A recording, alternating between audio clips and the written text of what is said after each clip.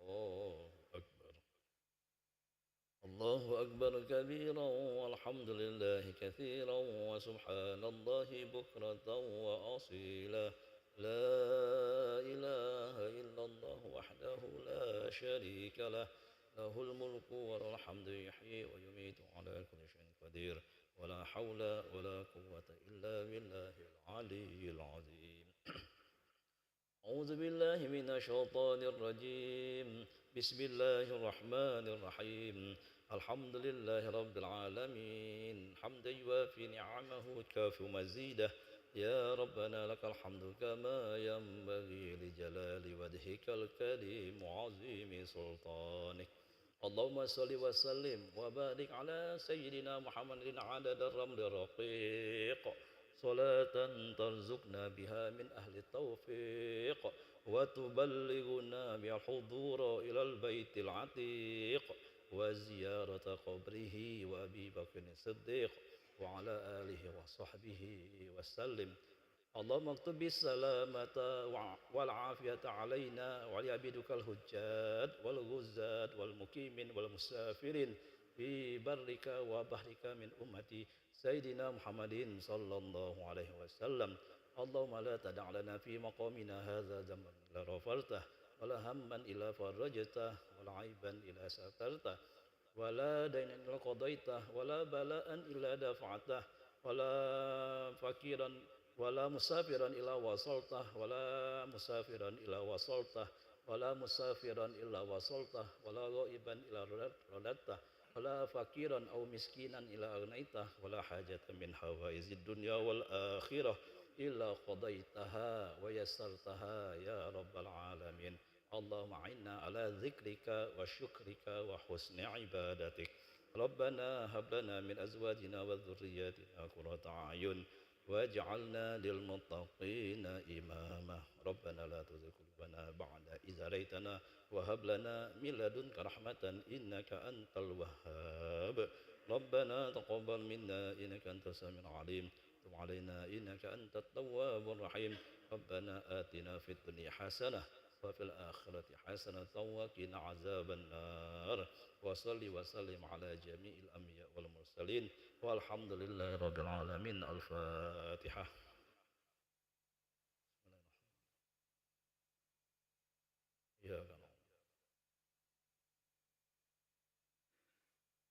آمين آمين تخصنا بذي العزة والجبروت واعتصمنا برب الملك والملكوت وتوكلنا على حي الذي لا يموت سبحان هذا البلاء والوباء إنك على كل شيء قدير دعواهم فيها سبحانك اللهم وتحياتهم فيها سلام وآخر دعواهم أن الحمد لله رب العالمين.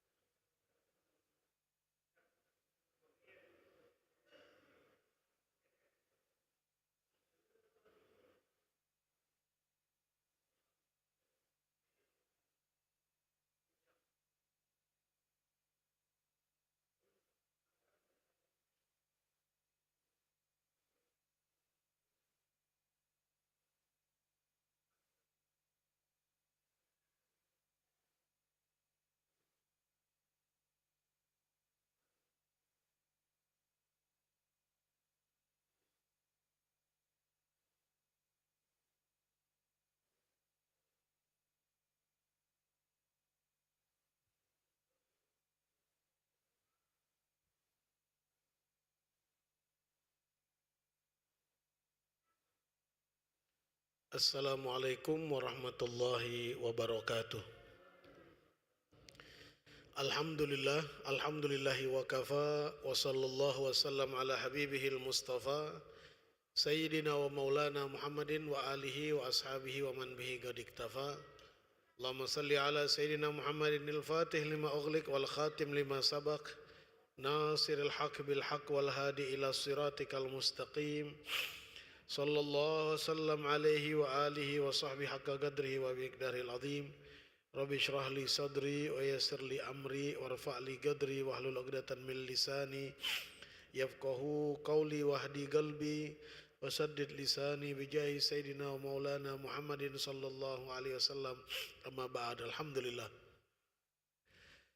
Ini jamaah salat asar yang dirahmati oleh Allah, kita bersyukur kepada Allah pada petang hari ini kembali bersama-sama meringankan langkah kaki kita, melapangkan hati kita, hadir di masjid yang kita cintai ini dalam rangka menunaikan dan menjalankan perintah salat asar berjamaah, yang tentunya kita berharap mudah-mudahan setiap langkah kaki yang kita tujukan ke tempat ini, takbir kita, tasbih kita, ruku kita, sujud kita, Al-Quran kita, semuanya diterima oleh Allah Subhanahu wa Ta'ala.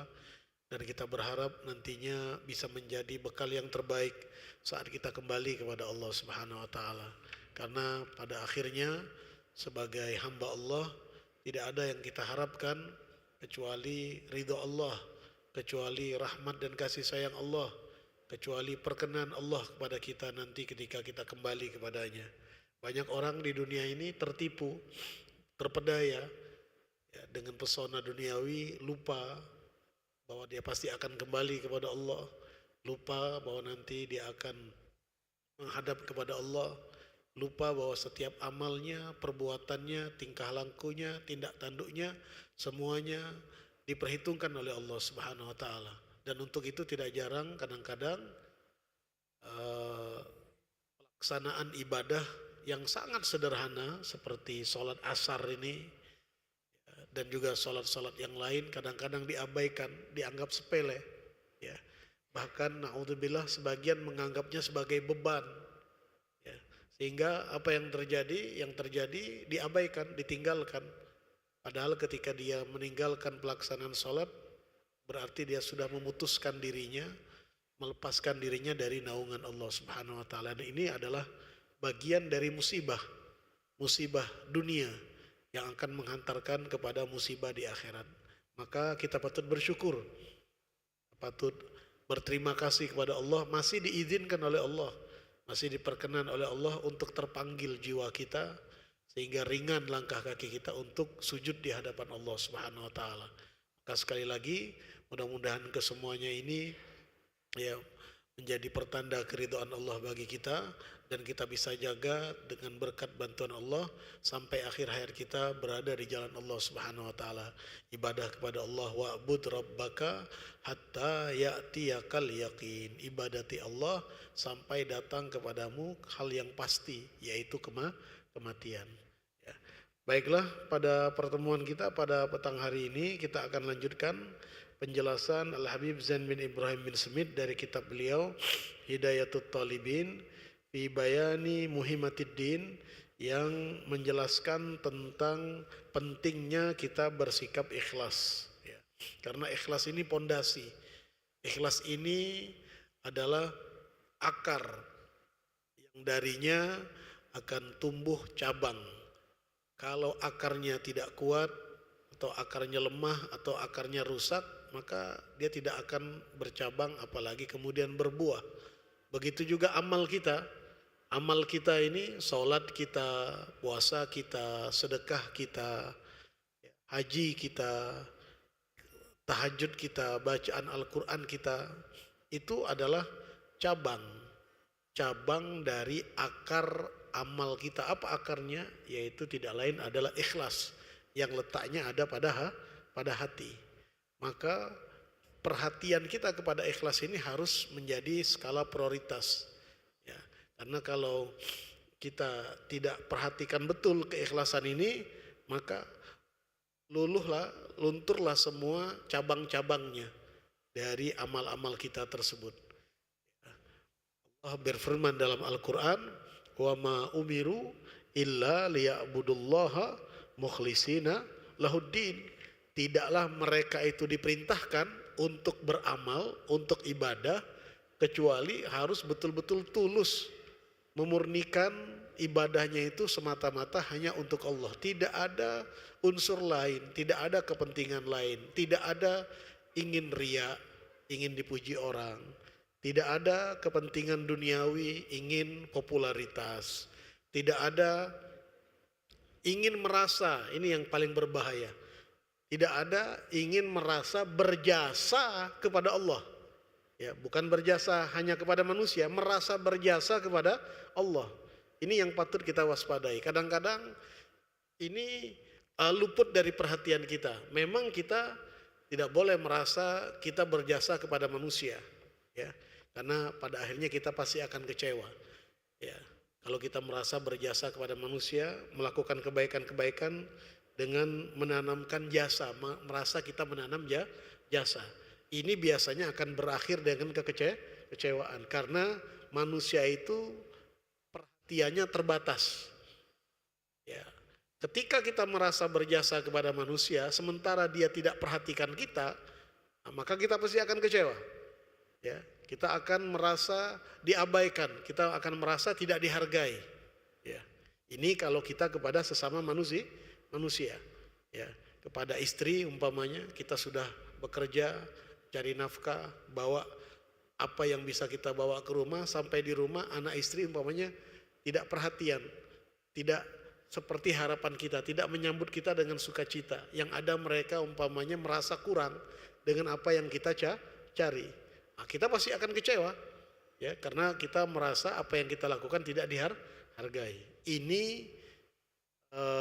membuat kita akhirnya merasa apa yang kita lakukan itu tidak ada gunanya, ya, dan akhirnya akan dari sinilah berawal berbagai macam konflik dan perselisihan dalam kehidupan rumah tangga kita.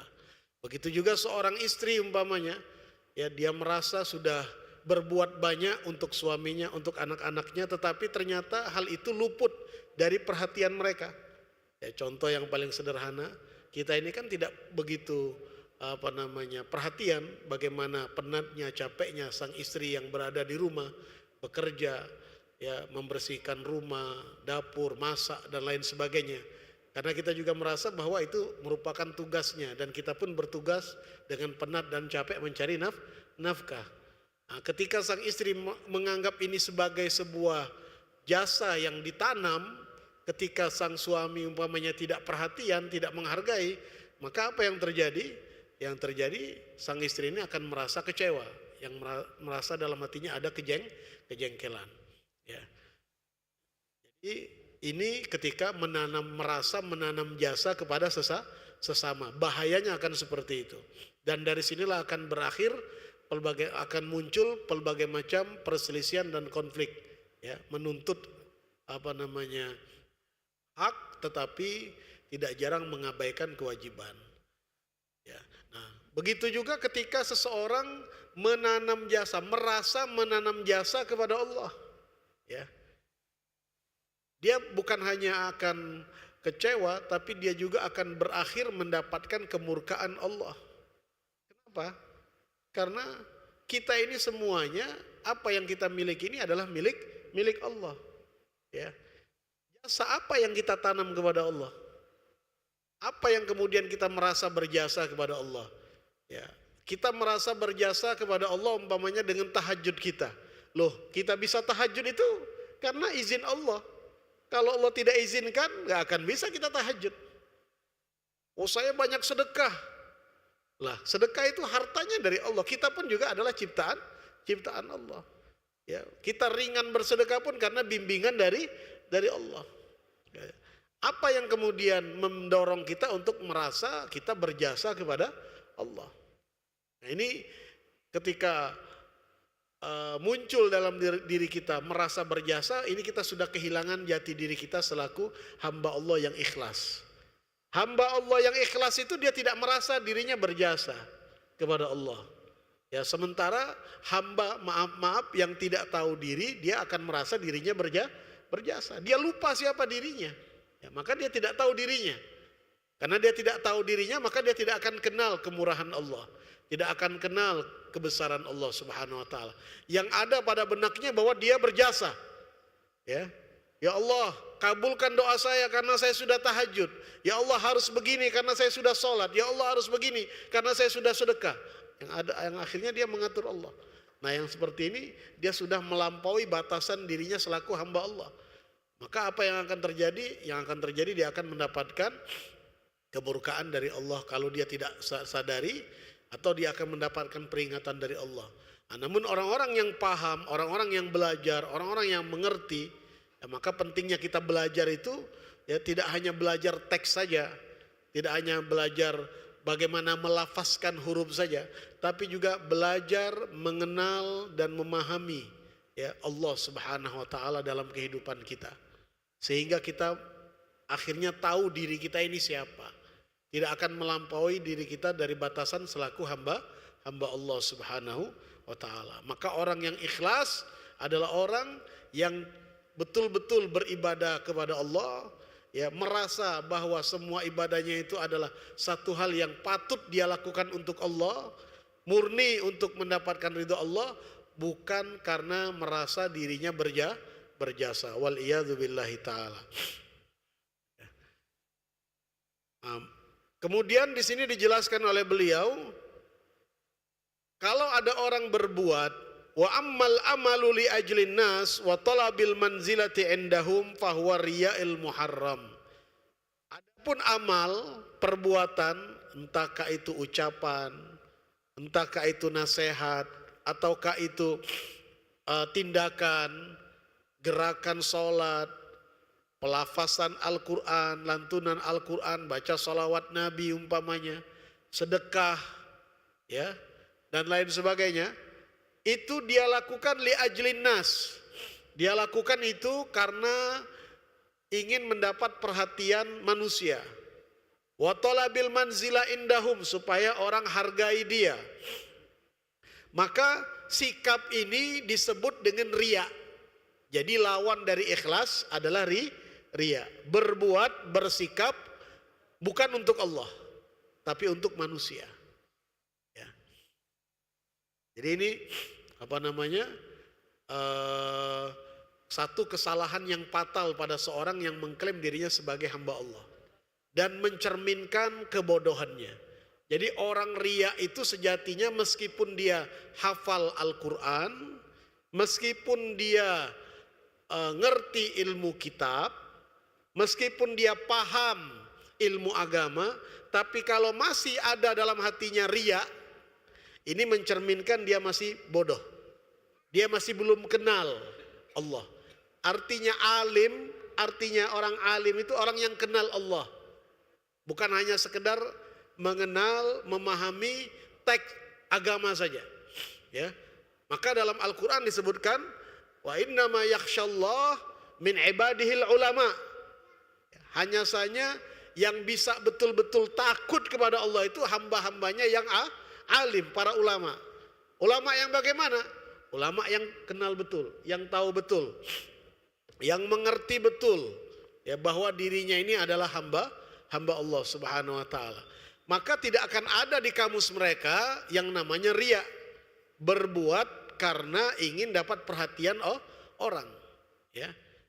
Berbuat ya memanfaatkan fasilitas, ya, kalau di dalam kehidupan kita duniawi itu memanfaatkan fasilitas, kekuasaan untuk sesuatu yang bukan pada tempatnya. Nah, ini kan tercela namanya.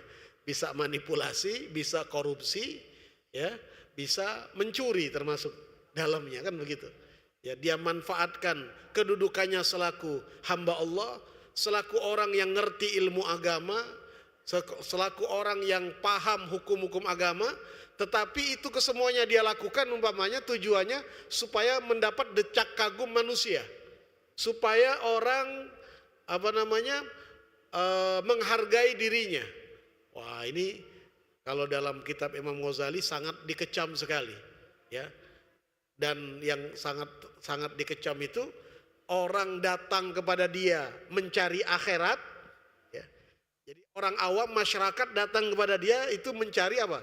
Mencari tahu tentang urusan akhirat, belajar urusan akhirat. Sementara dia mendatangi mereka tujuannya untuk meraih dunia dari mereka. Nah, ini kan kebalik. Ya. Maka posisi ini sangat sangat tercela sekali.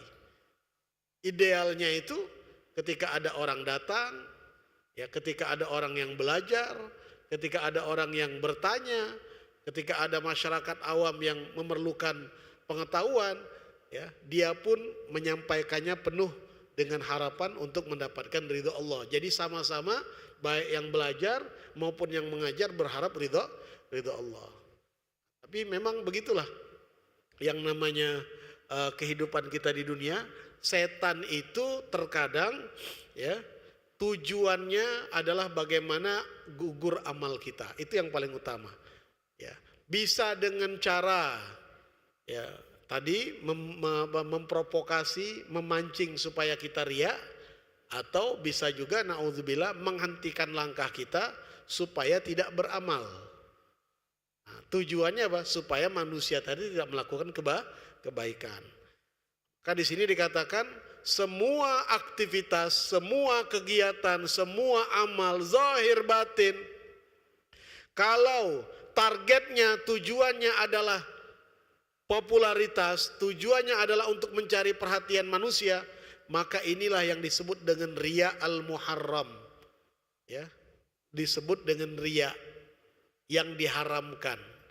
Ya, jadi riya itu melakukan sesuatu karena ingin pamer, karena ingin dapat perhatian orang, itu namanya riya. Ya. Dan ini tidak hanya berlaku ketika dia melakukan sesuatu. Dia meninggalkan sesuatu karena orang pun, itu juga bisa kategorinya termasuk riya. Ini kebalikannya nih, tapi tetap namanya riya. Seperti umpamanya, seringkali kita terjadi, kalau kita masuk masjid, sunnahnya itu umpamanya sholat tahiyatul masjid. Cuma hari itu umpamanya kita agak terlambat datang. Orang sudah semuanya melakukan sholat tahiyatul masjid. Sambil menunggu yang komat akan melakukan komat. Sehingga apa yang terjadi? Ya karena waktu masih panjang ini. Lain kalau waktu tidak panjang. Ini waktu masih panjang. Lihat kanan kiri orang sudah sholat semua. Ya. Nah, kalau kita sholat mulailah nanti dalam hati, wah nanti saya dibilang soalim, nanti saya dibilang pamer, nanti saya dibilang riya. Ya. Perasaannya ada muncul seperti itu. Ah sudahlah kalau begitu lebih baik tidak sholat. Ya. Kenapa dia tidak sholat?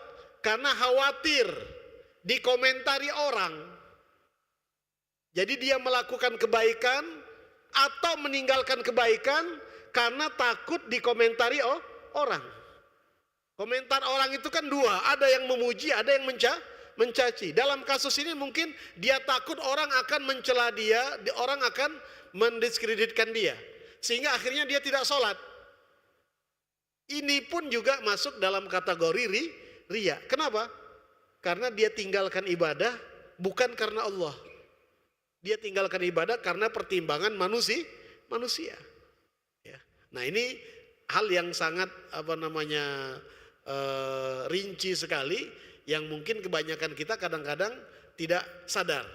Ya, kita kadang-kadang paham betul bahwa riya itu berbuat karena manusia. Tapi bisa juga kita terjebak tidak berbuat karena manusia pun juga termasuk dalam kategori riya. Ya. Kenapa? Karena kita tinggalkan bukan karena Allah. Kita tinggalkan karena khawatir komentar manusia. Maka orang yang riya ini orang yang terjajah, orang yang terkungkung, dia tidak bebas. Ya. Kenapa? Karena dia selalu cari perhatian orang. Yang jadi pertimbangannya berbuat selalu apa kata orang. Yang dia kejar adalah kepuasan orang lain, bukan cari ridho Allah.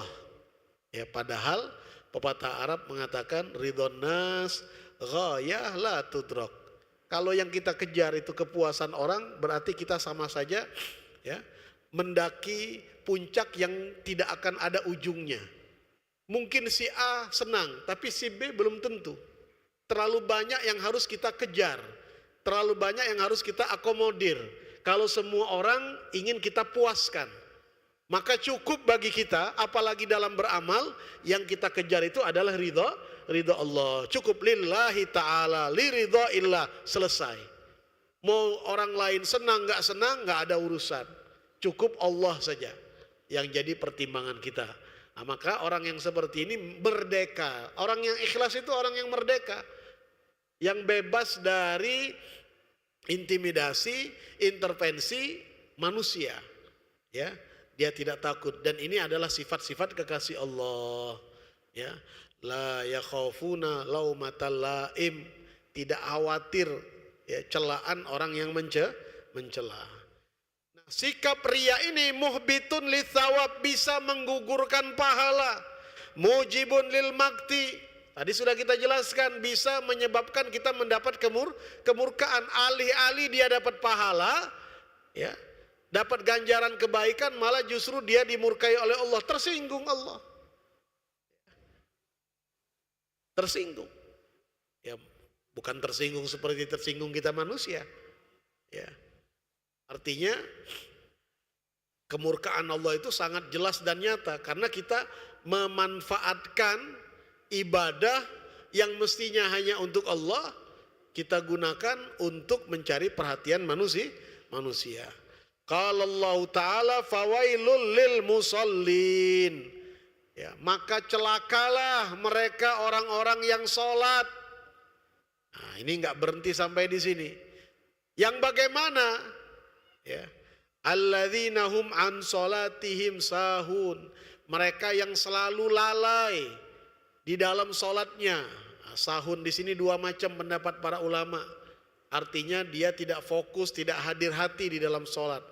Pendapat yang kedua mengatakan yang selalu menunda-nunda pelaksanaan waktu sholat sehingga habislah waktu sholat. Jadi dia sholat bukan lagi pada waktunya. Nah, ini termasuk orang-orang yang celaka.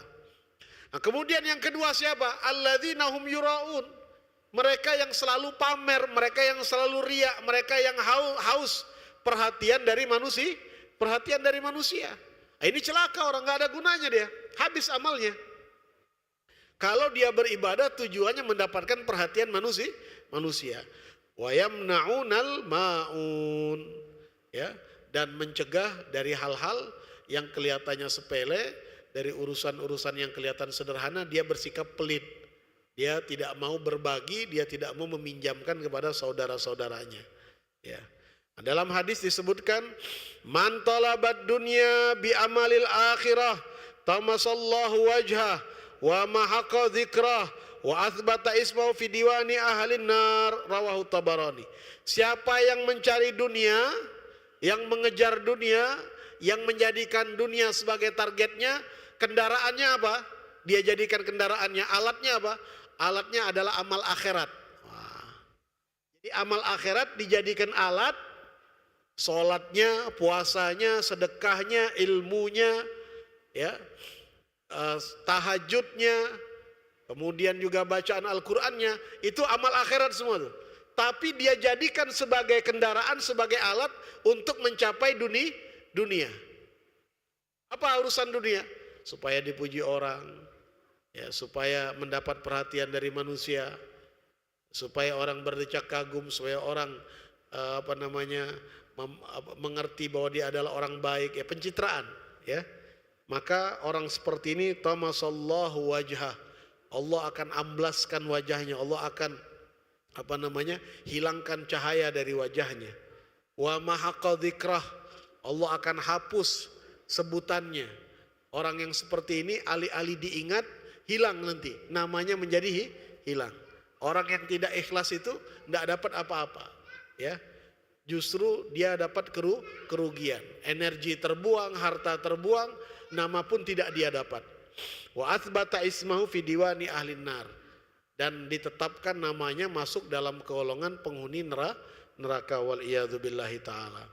Qala al-Fudail bin Iyad rahimallah, al-amal li ajlin nas syirkun wa tarkul amal li ajlin nas riya wal ikhlas an yu'afiyakallahu minhuma. Nah, ini Imam Fudail bin Iyad, ya, Fudail bin Iyad, Al-Imam Fudail bin Iyad, beliau lebih tegas lagi, ya. Jadi kalau ada orang berbuat karena manusia, itu bukan riya, namanya syirik, namanya menyekutukan Allah, ya. Itu sudah masuk dalam kategori menyekutukan Allah, berbuat karena manusia, meninggalkan amal karena manusia. Tadi seperti kita sudah sampaikan, itulah yang dinamakan riya. karena ingin mendapat perhatian manusia. Wal ikhlas, nah, kalau begitu apakah yang dimaksud dengan ikhlas? An yu'afiyakallahu minhuma, engkau terpelihara, steril, terjaga dari dua sikap ini, dari syirik dan dari riya. Berbuat karena Allah, kalaupun tidak berbuat bukan karena pertimbangan manusia, semata-mata karena memang mencari ridha Allah, ya. Nah, memang para jamaah yang dirahmati oleh Allah Subhanahu wa taala, lika-liku ikhlas ini memang sangat pelik sekali. Kalau kita tidak mendapatkan karunia, mendapatkan riayah, mendapatkan perhatian dari Allah, tidak jarang kita terjebak dengan sikap-sikap yang tanpa kita sadari di situ ada unsur riyanya, ya. Seperti contoh yang paling sederhana, dapatlah kita berita umpamanya di grup WhatsApp satu kata-kata bagus, ya, atau hadis atau nasihat-nasihat. Nah, kadang-kadang ketika kita baca, langsung dalam hati kita kepengen cepat kirim ke orang lain, nge-share ke orang lain, ya, dengan kesan bahwa itu dari kita. Tujuannya apa? Supaya orang kagum, wah ini bagus sekali nasihatnya. Padahal kita cuma nge-share saja. Nah, sehingga tidak jarang cepat nge-share ini tidak kita kemudian verifikasi lagi data-datanya. Ya, seperti berita. Kita ini terlalu cepat kadang-kadang karena media sosial ini dapat berita, tidak tahu itu benar atau tidak, kita langsung berlomba-lomba, langsung nge-share ke sana, nge-share ke sini. Tujuannya apa? Supaya ada di dalam hati kita terbersit, supaya kita termasuk orang yang paling tahu, paling ngerti, paling duluan dapat berita. Ya. Nah, ini hal yang seperti ini kelihatannya sederhana, tapi ini bisa jadi akan merusak hati kita. Kenapa? Karena ketika kita lakukan bukan karena Allah. Ada, walaupun mungkin kepentingannya kepentingan yang sangat sederhana, ingin mendapatkan perhatian manusia, supaya orang kagum dengan kita, supaya orang tertarik dengan kita, ya. Dan kita tidak peduli. Na'udzubillah, kadang-kadang tidak peduli. Berita ini benar atau tidak, kita tidak peduli. Berita ini hoax atau tidak, kita tidak peduli. Yang penting kita kirim terlebih dahulu, supaya orang berdecak kagum. Nah, ini pernak-pernik, ya, kelihatannya sederhana, ini bisa jadi merusak hati kita, ya. Sehingga kadang-kadang ketika ada orang berkomentar, komentarnya tidak sesuai ekspektasi kita, kemudian kita tersinggung, kemudian kita marah. Sehingga banyak sekali terjadi kalau kita lihat di komentar-komentar di media sosial itu terjadi banyak perdebatan, terjadi banyak caci maki satu sama lain, ya, yang membuat panas suasana hati. Kenapa?